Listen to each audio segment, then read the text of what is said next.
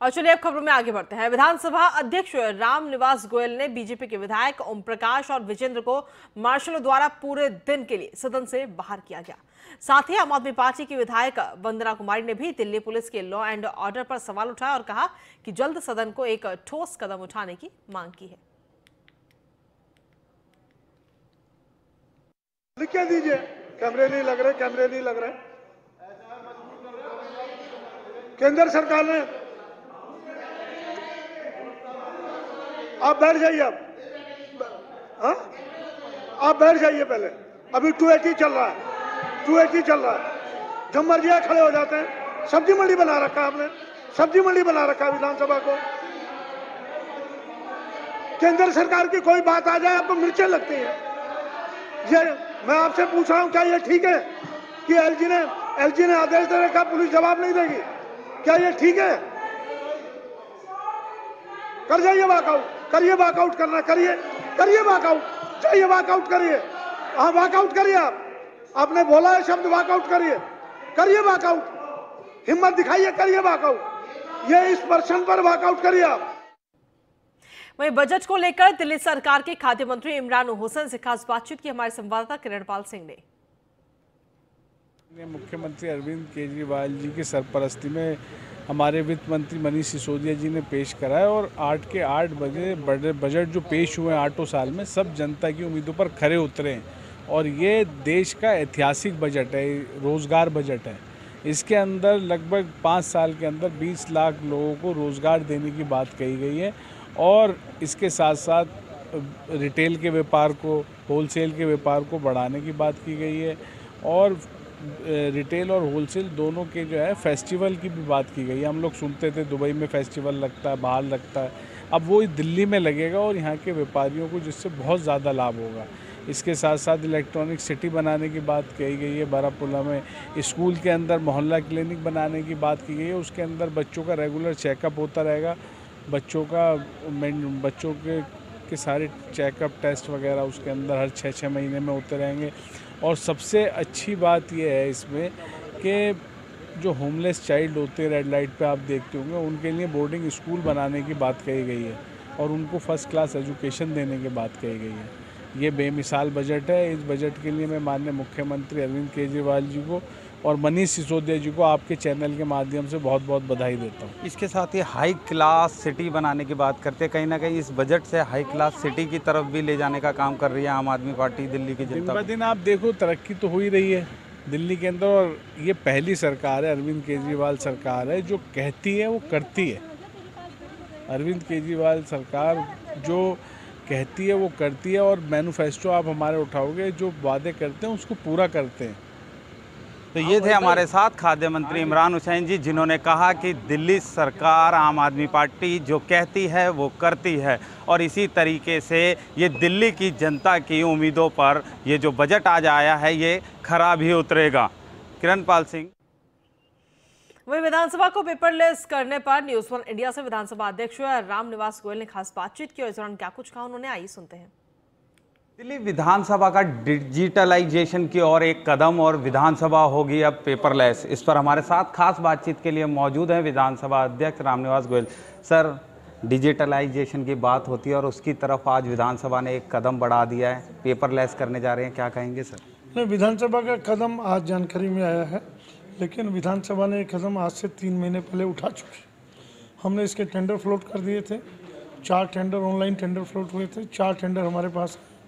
उन 4 टेंडरों में कमेटी एक टेंडर डिसाइड करेगी किस ठेकेदार से काम करवाना है और मैं समझता हूँ ज़्यादा 7-8 महीने लगेंगे और ये विधानसभा पूरी तरह से पेपरलेस हो जाएगी, डिजिटल हो जाएगी। इसके लिए केंद्र सरकार से मुझे अफसोस के साथ कहना पड़ रहा है, मैंने 3 बार पत्र लिखे और उनका प्रोविज़न था कि जो भी विधानसभा पेपरलेस होना चाहेगी हम उसकी सहायता करेंगे, फाइनेंशियल भी और वैसे। उन्होंने किसी प्रकार की कोई सहायता नहीं दी। 3 साल तक मैं वेट करता रहा, मैंने अनेकों बार लिखा। आखिरकार मैंने दिल्ली सरकार से एक पत्र भेजा, उनके माध्यम से 20 करोड़ रुपए अलॉट हुए और आज वो स्वप्न साकार हो रहा है कि दिल्ली विधानसभा पेपरलेस होने जा रही है। इससे बहुत पेपर बचेगा, पर्यावरण को लाभ होगा, देश की एक नेचुरल संपत्ति जो है वृक्ष, उसको हम बचा पाएंगे और समय की बहुत बड़ी बचत होगी। ट्रैफिक सिग्नल्स पर घूमने वाले बच्चे, उनके बारे में आज तक जिन सरकारों ने सोचा ही है, उनके लिए एंटी बैगिंग स्क्वाड बनाई जाती थी, पर अब एक परफॉर्मिंग स्कूल जिससे उन्हें मेन स्ट्रीम में लाया जाए, एक अच्छी शुरुआत और किस तरीके से काम करेगी सर? ये विषय एक ऐसा विषय है जो मानवता का सबसे दयालु विषय है। ये काम एनजीओज का था कि एनजीओज करती थी। हम स्ट्रीट चिल्ड्रन को, हम सड़क के फुटपाथ पर बैठे बच्चों को वो एनजीओ पढ़ा रहा है, वो उनकी सेवा कर रहा है। सरकार भी एक एनजीओ बन के काम करे तो इससे बड़ी अच्छी बात क्या हो सकती है। ये अद्भुत निर्णय है, अद्भुत निर्णय। जितनी इसकी सराहना की जाए उतनी कम है कि सरकार कोई एनजीओ बनकर काम कर रही है, उन बच्चों का चिंतन कर रही है, उन बच्चों को सोच रही है जो सड़कों के किनारे पड़े रहते हैं, और उनके लिए एक वर्ल्ड क्लास स्कूल और विद हॉस्टल बनाने जा रही है। वो अपने आप में बहुत बड़ी उपलब्धि है। इस कार्य की जितनी प्रशंसा की जाए उतना कम है। मैं बहुत बहुत बधाई देता हूँ। ये थे हमारे साथ विधानसभा अध्यक्ष रामनिवास गोयल जी, जिन्होंने बताया है कि किस तरीके से आज जो बजट पास हुआ है वो किस तरीके से दिल्ली की जनता की उम्मीदों पर खरा उतरेगा, क्योंकि आम आदमी पार्टी के आला अरविंद केजरीवाल जो कहते हैं वो करते हैं। किरणपाल सिंह, दिल्ली। में आगे बढ़ते हैं। दिल्ली पुलिस को एक बड़ी सफलता हाथ लगी है। पुलिस ने 2 ट्रक तस्करों को गिरफ्तार किया है। साथ ही तस्करों से भारी मात्रा में हेरोइन भी बरामद की गई। तस्करों से दिल्ली होते हुए मणिपुर से म्यांमार तक अपने ड्रग का जाल फैलाया हुआ था। तस्करों के टारगेट पर युवा छात्र होते हैं।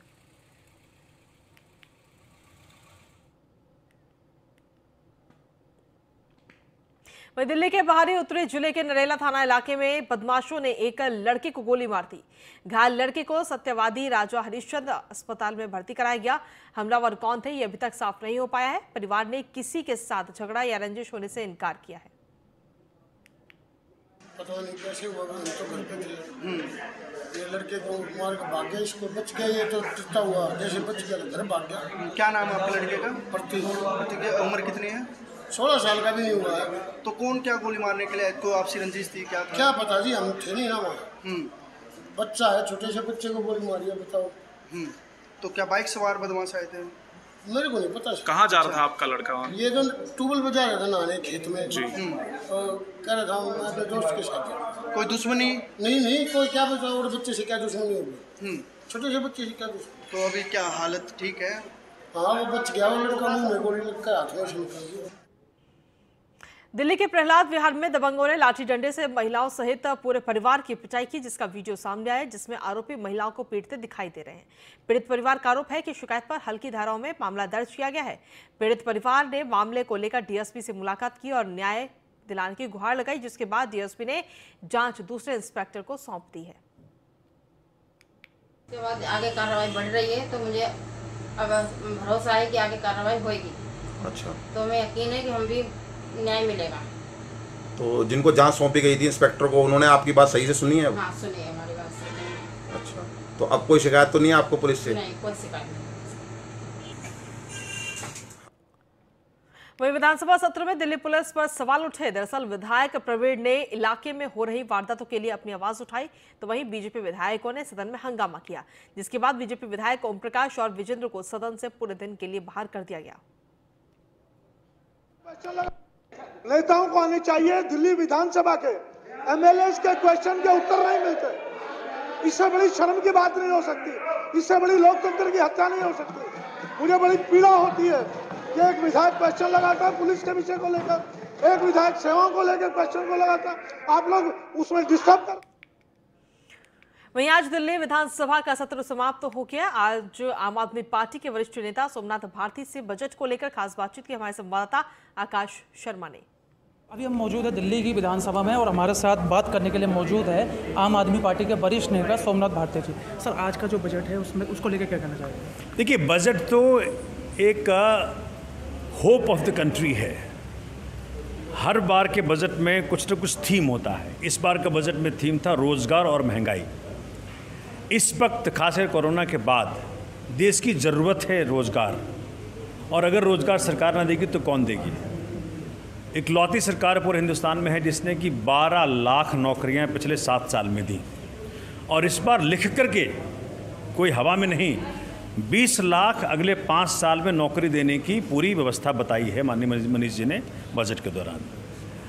नौजवानों को नौकरी नहीं देंगे तो उल जुलूल में और पार्टियां उनको लिप्त करेंगी। इसीलिए बहुत उम्दा बजट है।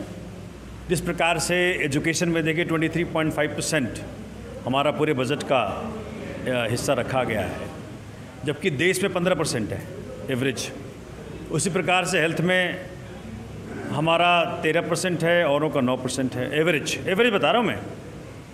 तो ये और 7 साल की यात्रा में बजट 2.5 गुना हो गया। पहली बजट है सरकार की, मतलब और सरकार के कंपैरिजन में, जो इतना काम करने के बाद भी प्रॉफिट में है। तो इसका एक ही कारण है जो अरविंद जी कहते हैं बार बार, नीयत। अगर नीयत ठीक हो तो सरकारों के पास पैसा बहुत है, काम बहुत कर सकते हैं, लोगों के घरों में खुशहाली ला सकते हैं, नौकरियां ला सकते हैं, स्कूल, शिक्षा, बिजली, पानी सब कर सकते हैं अगर नीयत ठीक हो। तो अच्छे नीयत वाली बजट, 2.5 गुना बढ़ के बजट, इतने सारे काम करने के बावजूद पैसा बचता है, और रोज़गार और महंगाई पे खासा इस पे एम्फेसिस है। इसके लिए मैं बहुत बहुत बधाई देता हूँ मनीष जी को। ये था मेरे साथ खास बातचीत करने के लिए मौजूद आम आदमी पार्टी के वरिष्ठ नेता सोमनाथ भारती, दिल्ली से। वहीं हरियाणा के बॉक्सर नीरज गोयल और पहलवान रोहताश दहिया ने आम आदमी पार्टी ज्वाइन कर ली है। दिल्ली में हरियाणा आम आदमी पार्टी के प्रभारी सुशील गुप्ता ने दोनों को पार्टी में शामिल करवाया, और इस मौके पर बॉक्सर नीरज गोयल ने कहा कि हरियाणा सरकार ने खेल कोटे में आरक्षण नीति में जो बदलाव किया है, इससे खिलाड़ियों को नुकसान होगा। वो आम आदमी पार्टी में रहकर युवाओं के लिए काम करेंगे। आज हरियाणा के अंदर आम आदमी पार्टी का परिवार दिन और रात बढ़ रहा है। हरियाणा की जनता मन बना चुकी है कि इन भ्रष्टाचारी पार्टियों की एक बार सफाई करनी है, वहाँ पे झाड़ू चलानी है, काम की राजनीति को लेकर आना है, दिल्ली के मॉडल को लेकर आना है, पंजाब। वहीं विधानसभा सत्र में दिल्ली का बजट पास हुआ। न्यूज़ 1 इंडिया ने कई विधायकों से बजट को लेकर खास बातचीत की और जाना क्या ये बजट दिल्ली की जनता की उम्मीदों पर खरा उतर पाएगा। आज जो बजट विधानसभा में पारित हुआ वो एक ऐतिहासिक बजट है, एक रोजगार बजट है, और मैं नहीं समझता कि आज तक किसी भी सरकार ने ऐसा बजट पेश किया हो जिससे हर वर्ग के इंसान को फायदा पहुंचने वाला हो, लेके पहले इंसान से कतार में खड़े आखिरी इंसान तक को उससे फैज़ पहुंचेगा और दिल्ली खुशहाल होगी। और ये पहली बार ऐसा हुआ है कि मात्र 7 सालों में दिल्ली की सरकार ने 30,900 करोड़ के बजट को 75,800 करोड़ तक पहुंचा दिया, जो 2.5 गुना होता है। ये पहली बार इतिहास में ऐसा हो रहा है और दिल्ली फैजियाब हो। देखिए, आज के बजट में बहुत कुछ खास है। वैसे तो ये 8वां बजट, जो इससे पहले 7 बजट थे, वो भी दिल्ली के लिए क्या, हिंदुस्तान के लिए खास बजट थे।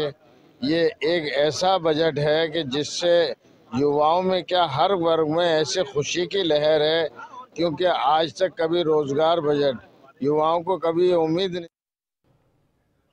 और इसी के साथ फिलहाल मेरे साथ इस बुलेटिन में इतना ही। बाकी तमाम खबरों के लिए आप लगातार देखते रहिए न्यूज़ 1 इंडिया।